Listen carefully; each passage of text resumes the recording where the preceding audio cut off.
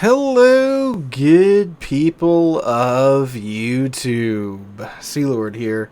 And today, hot on the heels of the Kitakami dev blog that we talked about in yesterday's video, because I'm recording both of these on Thursday, because again I have a pretty hectic Friday coming up, we have a dev blog on the Christmas Dockyard, which turns out is the Michelangelo. That crazy Italian cruiser where the main turrets are in the central part of the ship, so you gotta show broadside to use your main guns. That's gonna be an interesting boat. So at the same time, Wargaming is going to be trying to separate you from every single resource you have in your port. Of course, there's a dockyard that's going to be going, because why not? Just give Wargaming all your Christmas money and time this year, I guess. But let's take a look at it. And this is, as the title of this video states, actually the worst dockyard in a hot minute. And we're going to go over the particulars of that. So, link to this dev blog will be in the description down below if you want to read along as I read aloud. So, the dev blog says, Michelangelo at the Dockyard and other changes, close testing 12.11. Again, so this isn't the next update, but the update following, so again, the December update. Oh boy, I'm going to murder this this name of this dockyard here. It says 3 Ponete Dockyard. I'm sorry, Italian people. I love your food. Can't pronounce the names. Update 12.11 brings us to the Sestri Ponete in the Italian Riviera for the construction of Michelangelo at the Dockyard. The Sestri Ponte Dockyard will contain 32 phases, 27 of which may be completed through missions. At least 5 phases will be needed to purchase with doubloons to finish the construction of Michelangelo and add her to your port. Starter packs of 5 and 10 phases will be available to buy for 6,000 and 10,000 doubloons, respectively. You can also buy individual phases for 1,715 doubloons each.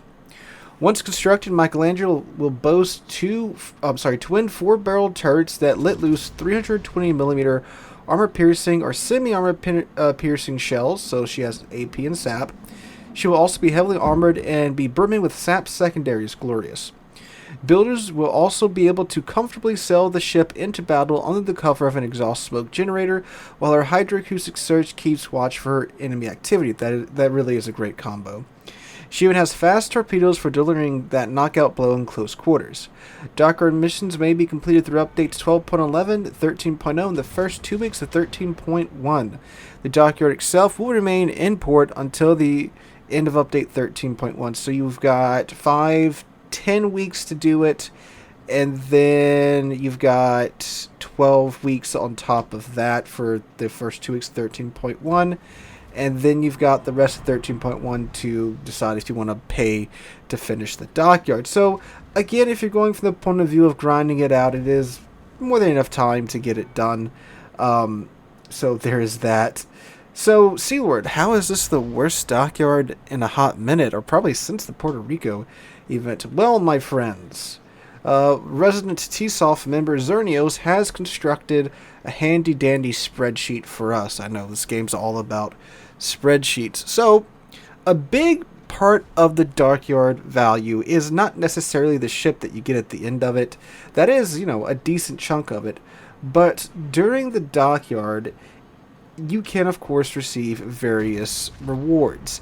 In order to get the most out of the dockyard, you would, of course, buy your way through it. Why? Because when you buy your way through it, obviously, you get everything that you could get by grinding it. And if you go back and grind the dockyard, after buying your way through it, you can get steel in return. Steel is one of the most valuable resources in game, and surprisingly, about the only resource that hasn't seen some type of inflation that Wargaming seems so hell-bent on fighting with, like the Kitakami event. So, when you look at it, the Michelangelo Dockyard gives you the least value for your buck. Now, if you would gander upon the spreadsheet on the screen right now, you'll see that Zernios has gone and compiled, I believe, most of the Dockyard ships for the past what, 1, 2, 3, 4, 5, 6, 7, about 10, 11 dockyards. I think all he's missing is the Anchorage one and the Odin dockyard. So he's got just about all of them. So we can see the trend that's going on here with the dockyards. Now, if you take a look at the Michelangelo, she's all the way over at the end. And you notice, of course, if you look at like the tier 10s and the tier 8s, obviously there's some wild differences in the prices because, tier 8 ships and tier 10 ships have a different amount of value to them. But if we take a look at the tier 9 ships, if you look from the Hizen to the ZF6 to the Marlborough to the Schroeder, you notice a trend there. That total cost is going up. Yet, the rewards that we can get from the Dockyard are going down.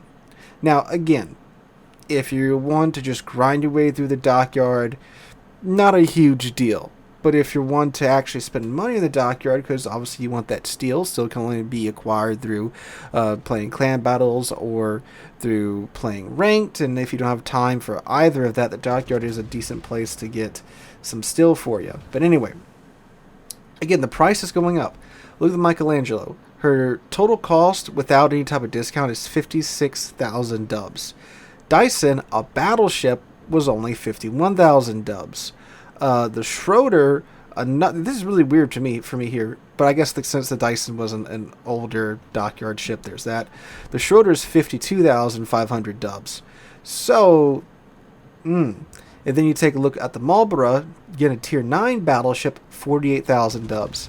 ZF6, 48,400. Hizen, 50,000. So you can see generally the price is going up. Now again, when it comes to cruisers and destroyers and battleships, even within the same tier in the premium shop, usually there's a little bit of a variation on cost.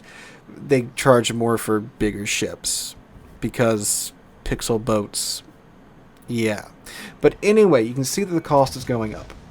But then if you take a look down at the steel rewards, you'll see two lines. There's the steel that you get for just completing the Dockyard. Pretty much every Dockyard ship except for the ZF6 apparently. You do get a certain amount of steel by just finishing the Dockyard. And then if you go back and regrind the Dockyard, you get an additional amount of steel. So if you look at the Michelangelo, you can get 8,750 steel. Decent chunk of steel. And she has 32 phases. The Dyson, again, tier 9 battleship, 9,250. Now, she did have 2 more phases than the Michelangelo. Okay. And if you look at the Schroeder, 8,500 with 30 phases, 2 less phases. So you might be saying, well, Sealord, it's going up by 250 steel. Well, hold on there. Marlborough, 8,750. Okay, again, keep that in mind. Same number as the Michelangelo. ZF6, you can only get 3,800 because there was no additional steel thrown in there. And then for the Hizen, 6,400. Now you might be thinking, well, Sealord, there's obviously an increase, or at least a stabilization in the amount of steel, with the exception of the Dyson Dockyard. Well, if you look at just the raw steel amount of steel that you get, you can see that. But take a look at the total price of the Dockyard. So, again, Michelangelo, 56,000 doubloons, 8,750 steel. Dyson, 51,000 doubloons, 5,000 doubloons less, but yet almost 1,000 more steel with a total steel count of 9,250. Schroeder, 52,500 steel, so that's, little under 52,500 doubloons for buying your way through the event. So again, that's 4,000 less doubloons than Michelangelo. And keep in mind, this was I believe, the most recent Dockyard ship. No, the Lucian's the most recent Dockyard ship. So the second, but it's the last tier 9 cruiser. Yeah, but anyway, 52,500 doubloons, yet 8,500 steel. So you're paying 4,000 more doubloons almost, yet you're only getting 250 more steel.